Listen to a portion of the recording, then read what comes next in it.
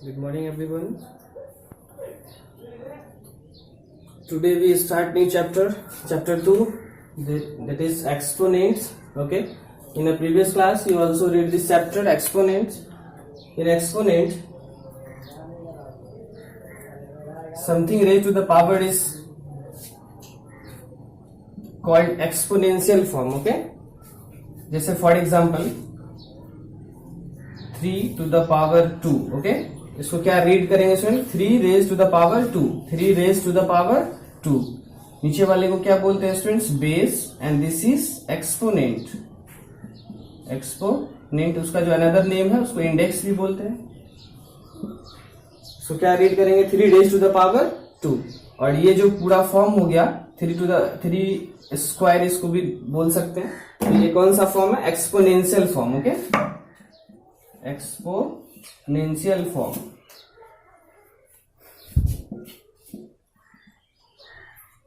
It means आपने अभी देखा.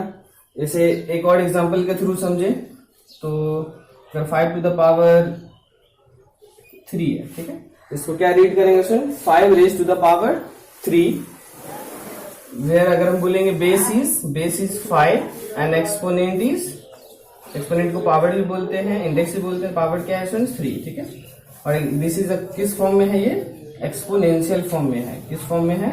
एक्सपोनेंशियल फॉर्म में. ठीक है. इसके इस चैप्टर में कुछ लॉज होते हैं, कुछ इसके रूल्स होते हैं लॉज ऑफ एक्सपोनेंट के. अगर कोई भी नंबर्स हो, अगर -a to the power n के फॉर्म में हो, अगर वेयर n क्या होगा students? Even, then we can write क्या लिख सकते हैं? a to the power n. ठीक है. कैसे वो देखेंगे हम. एक जैसे सपोज -5 इंटू -5 इंटू -5. ठीक है. तो क्या होगा स्टूडेंट्स? हम ये देख रहे हैं कि ये जो है -5 इंटू -5 इंटू -5, ये कितने टाइम्स है? 3 टाइम्स है. 3 टाइम्स है. 3 टाइम्स 3 क्या है स्टूडेंट्स? ऑड है. क्या है?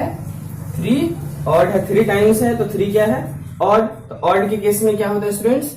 निगेटिव साइन जाते हैं. निगेटिव साइन डिजर्व करेंगे तो देन निगेटिव साइन, तो -5 टू द पावर 3. ओके. अगर और भी अगर हम दे अनदर एग्जांपल -2 इंटू -2 इंटू -2, अगर हम बोले 20 टाइम्स. कितना टाइम्स? 20 टाइम्स. तो देन इसको एक्सपोनेंशियल फॉर्म में क्या लिखेंगे स्टूडेंट्स?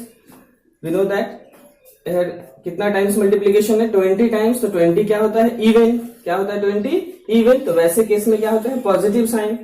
तो पॉजिटिव साइन लिखते नहीं. क्या हो गया? -2 to the power -2 to the power 20. और उसके जो भी प्रोडक्ट आएंगे वो पॉजिटिव इंटीजर के फॉर्म में आएंगे. ठीक है. क्यों? क्योंकि ये n का जो वैल्यू है 20 वो क्या है? इवन है. इवन के केस में क्या होता है? Positive sign. अगर वो ऑड टाइम्स रिपीटेशन होता है तो नेगेटिव साइन आएगा. और देन उसके बाद क्या? जो भी मल्टीप्लाई करके आएगा 5 5 जा 25, 5 जा 125. ठीक है. ऐसे केस में -125 आ गया सुन यहाँ पे. हाँ, तो आप लोग इसको समझ गए.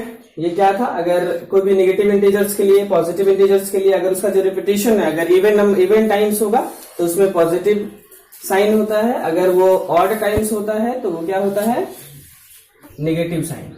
लॉज ऑफ एक्सपोनेंट है कुछ स्टूडेंट्स. अगर a to the power m into a to the power n हो, यानी इट मीन्स यहाँ पे क्या है? एक माइंड करने वाली बात जो है, there is in both multiplication base are same. Okay, when base are same then power will be add.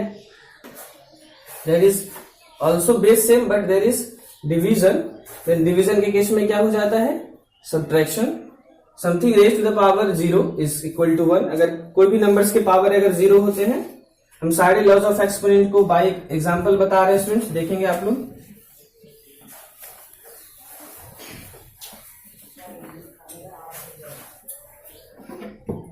जैसे आपका फर्स्ट है, सपोज करेंगे 5 to the power 3 into 5 to the power 2. ठीक है. दोनों में क्या है? बेस सेम है और पावर डिफरेंट है. बट हमें मल्टीप्लीकेशन के केस में we know that in multiplication base are same then power will be add. Then product will be 5 to the power 3 plus 2।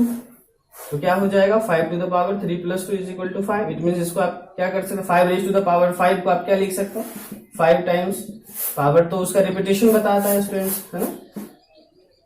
तो जो भी आएगा मल्टीप्लाई करके आप लोग मल्टीप्लाई कर लेंगे। नेक्स्ट एक और एग्जांपल के थ्रू देखिए, जैसे 2/3 का पावर 3 इंटू 2 का पावर 3 2/3 टू द पावर 2। इसमें भी क्या है स्टूडेंट्स, बेस सेम है तो पावर क्या हो जाएगा 3 plus 2। It means power will be add 2/3 to the power 5। ठीक है, यहाँ एक और लॉज ऑफ एक्सपोनेंट लग सकता है जो कि आपका यहाँ पे गिवन है। अगर सेम नंबर्स के फ्रैक्शंस के अगर एक्सपोनेंट फॉर्म में होते हैं तो न्यूमरेटर का भी आप लिख सकते हैं एक्सपोनेंट और डिनोमिनेटर्स का भी। ठीक है, तो फर्स्ट लॉज ऑफ एक्सपोनेंट आपने देखा कि इन मल्टीप्लीकेशन अगर if base are same then power will be add. Next जो आपका है लॉज ऑफ एक्सपोनेंट, वो भी कुछ इसी तरीके से है। जब suppose 3 to the power 4 divide by 6 to the power 2। Okay, here base are same but, तो बेस जब सेम होगा तो डिवीजन में क्या होता है स्टूडेंट्स, पावर का सब्ट्रैक्शन। 6 टू द पावर क्या लिख सकते हैं 4 minus 2। It mean 6 to the power 4 minus 2 is equal to 2। 6 into 6 is equal to 36। Next जो आपका है laws of exponent, something raise to the power 0 is equal to 1। It means अगर आप 2/3 to the power 0 भी अगर कहीं है, इसका वैल्यू क्या होगा स्टूडेंट्स 1। अगर कहीं 925 टू द पावर 0 भी है, उसका वैल्यू क्या होगा 1। Something raise to the power, अगर कुछ का भी पावर अगर 0 है तो क्या होगा उसका वैल्यू 1। इस लॉज ऑफ एक्सपोनेंट को भी हमने देखा था, अगर कोई भी फ्रैक्शंस हो और whole to the power exponential form में हो तो आप न्यूमरेटर का भी एक्सपोनेंट ले सकते हैं, डिनोमिनेटर्स का भी। ठीक, नेक्स्ट जो है आपका a to the power m to the power n। अगर suppose 5 to the power 3 whole to the power 2, तो ऐसे केस में क्या है, ये क्या है पावर की पावर है स्टूडेंट्स। ओके, तो वैसे केस में क्या होता है आपका जो पावर्स का मल्टीप्लीकेशन हो जाता है, यानी it means 5 to the power 3 into 2। It means 5 to the power 3 to 6। इसका क्या मीनिंग है, 5 का कितने टाइम्स मल्टीप्लाई है 6 टाइम्स, है ना। ठीक है, आप लोग मल्टीप्लाई कर लेंगे सेम एज इट इज, आप लोग देख भी सकते हैं। नेक्स्ट जो आपका लॉज है, अगर a to the power minus m, अगर कोई भी नंबर्स अगर नेगेटिव एक्सपोनेंशियल में हो, सपोज 5 टू द पावर -2, इसको आप क्या लिख सकते हैं 1/5 टू द पावर 2। और इसको सो इजी लिख सकते हैं ना, 1/5 इंटू 5 इज इक्वल टू 1/25। तो ये तो अभी आपको हमने लॉज ऑफ एक्सपोनेंट बताया। इस पे बेस्ड आपके कुछ क्वेश्चंस होंगे, वो भी हम देखते हैं जो आपका एक्सरसाइज है। क्वेश्चन है स्टूडेंट्स 4 टू द पावर -3, ये किस फॉर्म में है, अभी हमने बताया था a to the power -m form में। इसको क्या लिख सकते हैं 1/4 to the power 3। It means 1/4 into 4 into 4 क्या हो जाएगा 1/4। 4 जा 16, 4 जा 64। नेक्स्ट आपका जो क्वेश्चन है, ये x टू द पावर कौन से लॉज ऑफ एक्सपोनेंट को फॉलो कर रहा है, a to the power n to the power n, है ना। तो क्या हो जाते हैं ऐसे केस में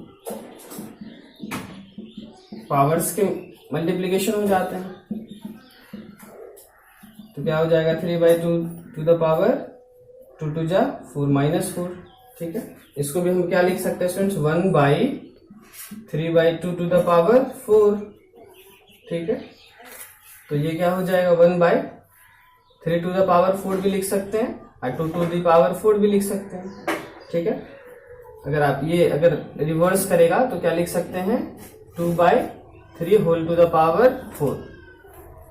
नेक्स्ट आपके जो भी एक्सरसाइज है स्टूडेंट्स 2a, वो आप लोग डन कर लेंगे। आपका जो होमवर्क होगा एक्सरसाइज 2a। ठीक है,